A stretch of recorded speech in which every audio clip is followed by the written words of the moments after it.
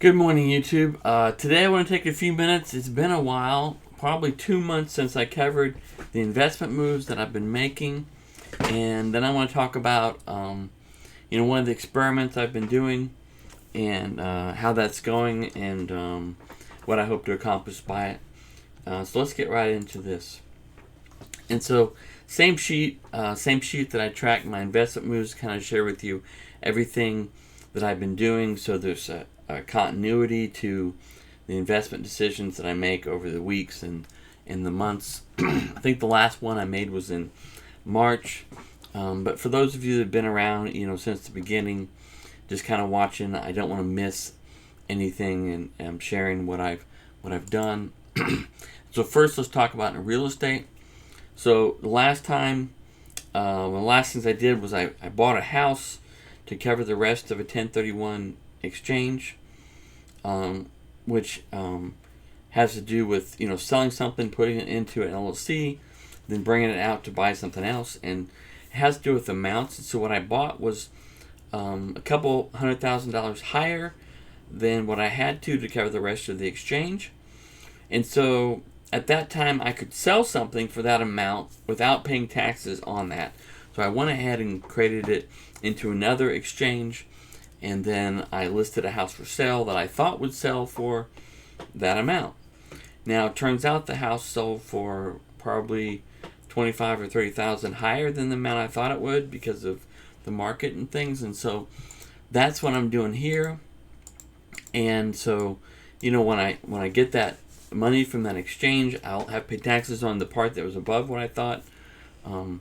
But some of the things I'm looking at doing with that, and it doesn't really burn a hole in my pocket and tell me what to do or when to do it, is number one, I want to cover interest rate risks because those are coming. I think interest rates are going to rise significantly.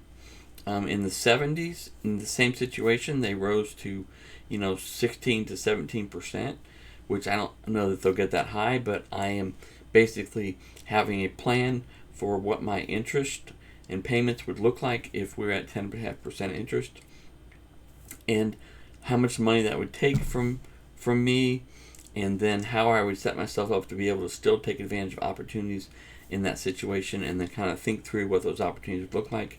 Do they look like a commercial, residential real estate when other people can't buy it for cash? Does that market dry up? Do the prices drop? And I want to be ready for that situation where, something goes on the market that's a great value and I can buy it at, a discount due to interest rates and things. And so I think one thing I'm probably going to do is put some money into Tether.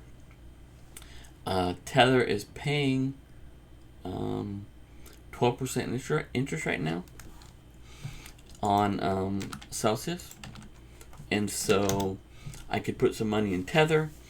Another possibility is I could pay down something on an existing loan. And if I did that, that would cover that interest rate risk a little bit, but also decrease my cash availability. And that might be at like 4%. And so I think I'll put some money in Tether and maybe just, gather that 8% difference for now, while I wait on that risk to occur. And then if the risk occurs on my most volatile interest rates, then I can shift that over and pay that down when it's significant compared to the 12%. So that's number one. I don't know what else, but you guys will see it because I'll show you. Right now, I'm also doing a dollar cost averaging into Wal-Mart stock, and that's paying about a 1.5% dividend. I think I'm going to do that around 24 weeks, although I actually want to accumulate more than that amount. I'm going to do it at least for 24 weeks through that dollar cost averaging, and that will net me about $15 a month in just straight dividends when I'm done. This is the Tether crypto move. I thought I had written that somewhere. And then down here, the thing I want to talk about this video just a little bit more in depth to help you out is some learning and some testing. Now, for me, learning and testing is maybe 1-2% of your portfolio, and you always want to do that because you have to own things and work with them to understand when to explode that into a real investment. And a real investment is anywhere between 3 and 10% of your net worth. And so I have a Bobcat Miner. I shared it with you guys. I shared the earnings on another video, which you can look on my page, and there's a link to that. And that's paying about $40 to $60 a month. This is the first month, so we'll see how long that holds out. But let's say $480 a year. And so I'm looking at maybe a year or less, depending on how much it pays ongoing, to get my $528 back. And so I went ahead and bought 4 more miners. Now, for some people, that's a lot of money, $2,600. Unless your portfolio is $100,000, you definitely shouldn't do that. Your experiment should be smaller. So you understand the difference between experiment and investment, because that will make you make the decision between your experiments which ones you're going to do. For me, I get this going. I have 5 miners. Maybe I learn the process to deploy them, to find where to deploy them, to work out agreements with people, and it works out to be a great thing. Maybe it doesn't. Either way, I'm learning through the situation on what to do now. Affiliate marketing, and I'm going to show you guys what I'm doing on that. I signed up for affiliate marketing on one of the major platforms, and I didn't do anything with it. They sent me a note, said I had 90 days to get going on it, or they're going to shut down my account.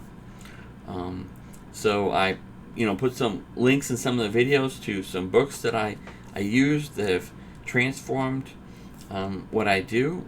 Some of them are very old, and you've never heard of them.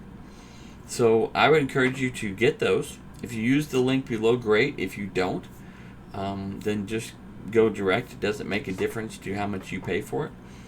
But those books are things that I found by reading the popular investment books for today, seeing what they referenced, then reading those books and seeing what they referenced, and then there was about 4 different books that all of those secondary books referenced that were from the early 1900s, and really were the foundations for how we think about money today. And so going right to that source will give you a different perspective than what other people have, and help you make better decisions. And so if you can see on my screen, this is my affiliate page. I added the other day to one video. I got 30 clicks. Thank you. 4 after the day after that, and then I added to a second video, and I got 10 clicks. So somebody's just checking out, what books there are, and if you buy it, I make a small commission right now. I'm not worried about the money, obviously, but I'd like to be able to keep my account going to experiment with that and share with you guys the results of that affiliate marketing program. My intention is not to make a bunch of money on something like that. My intention is that I am, let's say, fearful of doing something brand new like that. I've never done it. I don't know how to figure it out, and so because of that, I'm going to do it. And if I make, $1 on it and keep my account open, it's good, right? If it turns out to be something major, then I'm going to go shift my time and money and focus on driving that as a revenue source, and then I'm going to share with you guys the results on that so you guys understand better. Maybe you guys can do the same things. But I wanted to share that. Now, after this, I'm going to make a quick video on my Solana staking, and also I transferred some Solana and bought MSOL, which is a crypto that represents stake Solana. So I'm going to talk about that in another video, so you can look at that separately. Thank you for tuning in and checking this out. Hopefully it provided something for you. I'm going to add the links to books in my videos. I don't know, on this video, maybe each one, I don't know, but look if you want, and get one if you need something to read. Don't be cheap with yourself. However you get it, spend the money on getting something that educates you, the same as you would with a college degree to get that piece of paper. Books and your education is something you put in your head, no one can take away. It's a good place to invest your time and money. I'll talk to y'all later. Bye.